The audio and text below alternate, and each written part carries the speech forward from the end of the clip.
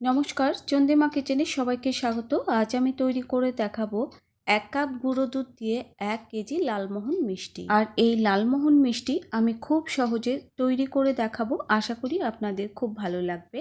আর আমার রেসিপিটা আপনাদের যদি খুব বেশি ভালো লাগে তাহলে লাইক, কমেন্ট, ফ্রেন্ডস অ্যান্ড ফ্যামিলির সাথে শেয়ার করবেন। মিষ্টি বানানোর জন্য প্রথমে আমি শিরা তৈরি করে নেব। শিরা তৈরি করার জন্য আমি 2 কাপ চিনি দিয়েছি আর 2 কাপ চিনির জন্য আমি 4 কাপ জল দেব। এবার দিয়ে দিচ্ছি থেতো করা 3টে এলাচ। আমি এখন শুধু চিনিটা গলিয়ে রাখবো। আমি পাতলা শিরা করব লালমোহন মিষ্টির জন্য, পাতলা শিরাটাই দরকার। আমি এখন শিরাটা ফোটাবো না, আপনারা চাইলে একবার ফুটিয়ে নিতে পারেন, তবে শিরাটা ফুটিয়ে ঘন করবেন না। এবার মিষ্টি বানানোর জন্য আমি নিয়েছি 1 কাপ গুঁড়ো দুধ। আর 1 কাপ গুঁড়ো দুধের জন্য আমি 6 টেবিল চামচ ময়দা নিয়েছি। আপনারাও চেষ্টা করবেন 6 টেবিল চামচ ময়দা দিতে। এটা হলো বেকিং সোডা, বেকিং পাউডার কিন্তু নয়। আমি 1 কাপ গুঁড়ো দুধের জন্য 2 চিমটি বেকিং সোডা এখানে দিয়ে দেব। আর 2 চিমটি দিতে হবে।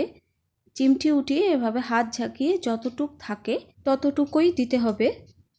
এবার গুঁড়ো দুধের সাথে বেকিং সোডা ময়দা ভালো করে মিশিয়ে নিতে হবে। একটু সময় ধরে মিশিয়ে নিতে হবে। আমার চ্যানেলে আরও অনেক মিষ্টি রেসিপি আছে, আপনারা চাইলে দেখে নিতে পারেন। আমি ভালোভাবে মিশিয়ে নিয়েছি। এবার দিয়ে দিচ্ছি 4 চা চামচ ঘি।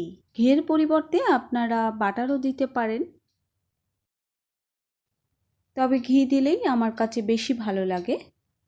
এবার ঘি দিয়ে এভাবে হাত দিয়ে ঘষে ঘষে মিশিয়ে নিতে হবে। একটু সময় ধরে কিন্তু মিশিয়ে নিতে হবে। আর সময় ধরে মিশিয়ে নিলে এটা ছানার মিষ্টির মতো খেতে হবে। কেউ খেয়ে বুঝতেই পারবে না যে এটা ছানার মিষ্টি না গুঁড়ো দুধের মিষ্টি। আমি বেশ কিছুক্ষণ মিশিয়ে নিয়েছি। দেখুন মেশানো হয়ে গেছে, কিছুটা দানা দানা হয়ে গেছে। আর এভাবে মুঠো করলে মুঠো হয়ে যাচ্ছে, আবার মুঠোতে চাপ দিলে ভেঙেও যাচ্ছে। তখন বুঝবেন ভালোভাবে মেশানো হয়ে গেছে। এবার দিয়ে দিচ্ছি লিকুইড দুধ। দুধটা আমি আগে থেকে জাল দিয়ে ঠান্ডা করে নিয়েছি। আমি এখানে 6 টেবিল চামচ দুধ নিয়েছি আর অল্প অল্প করে দুধ আমি দিয়ে দিচ্ছি।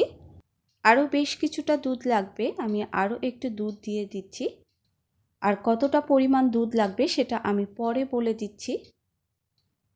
আর এভাবে অল্প অল্প করেই মেশাবেন, একবারে দুধটা দিতে যাবেন না। একবারে দুধটা দিয়ে দিলে বেশি পাতলা হয়ে যেতে পারে।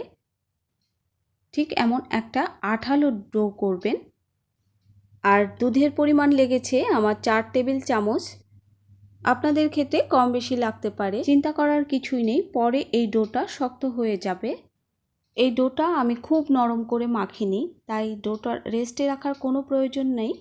আর দেখুন এতটুকু দুধ আমার বেঁচে গেছে। আমি শুধু ঢাকা দিয়ে হাত ধুয়ে আসতে যতক্ষণ সময় লাগবে, তারপরে এসে মিষ্টিটা আমি বানিয়ে নেব। দেখুন দেখুন ডোটা কিন্তু সেট হয়ে গেছে আর হাতে কিন্তু লেগে যাচ্ছে না। এবার কিছুটা ডো নিয়ে আমি গোল করে মিষ্টি শেপ দিয়ে নেব। এভাবে গোল বল তো সবাই বানাতে পারেন, তবু আমি দেখিয়ে দিচ্ছি। আর মিষ্টির বল তৈরি করার সময় খুব মসৃণভাবে তৈরি করতে হবে। দেখবেন মিষ্টির গায়ে যেন কোনো প্রকার ফাটল না থাকে। লালমোহন মিষ্টির শেপ আমি দিয়ে নিয়েছি। এভাবে আমি সবগুলো মিষ্টি বানিয়ে নেব। মিষ্টির বলগুলো ছোট ছোটই করবেন, কারণ শিরায় দেওয়ার পর মিষ্টি 3 ডবল হয়ে যাবে। আর ছোট্ট একটা মিষ্টি হয়েছে, সেটাও রেখে দিয়েছি। ওভেনে ফ্রাইং প্যানে আমি তেল গরম করতে বসিয়ে দিয়েছি। তেলটা বেশ গরম হয়ে গেছে, কিন্তু খুব বেশি গরম হয়নি। এবার মিষ্টিগুলো আমি ছেড়ে দিচ্ছি। আর মিষ্টি ছাড়ার সাথে সাথে যখন দেখবেন এরকম বুদবুদ উঠছে, তখন বুঝবেন যে সঠিক পরিমাণে তেলটা গরম হয়েছে। এই অবস্থায় মিষ্টিগুলো খুন্তি দিয়ে নাড়া যাবে না, এরকম ফ্রাইং প্যানের হাতল ধরে ধুলিয়ে দিতে হবে। আর মিষ্টিগুলো আস্তে আস্তে ভেসে উঠবে। দেখুন সব মিষ্টিগুলো ভেসে উঠেছে। মিষ্টিগুলো ভেসে ওঠার পর চুলার আঁচটা লো হিটে করে দেবেন, আস্তে আস্তে করে ভাজবেন। আর হাই হিটে করে দিলে মিষ্টির বাহিরটা পুড়ে যাবে, ভেতরটা কাঁচা থেকে যাবে। এই পর্যায়ে আমি খুন্তি দিয়ে হালকাভাবে মিষ্টিগুলো এভাবে নেড়ে দেব।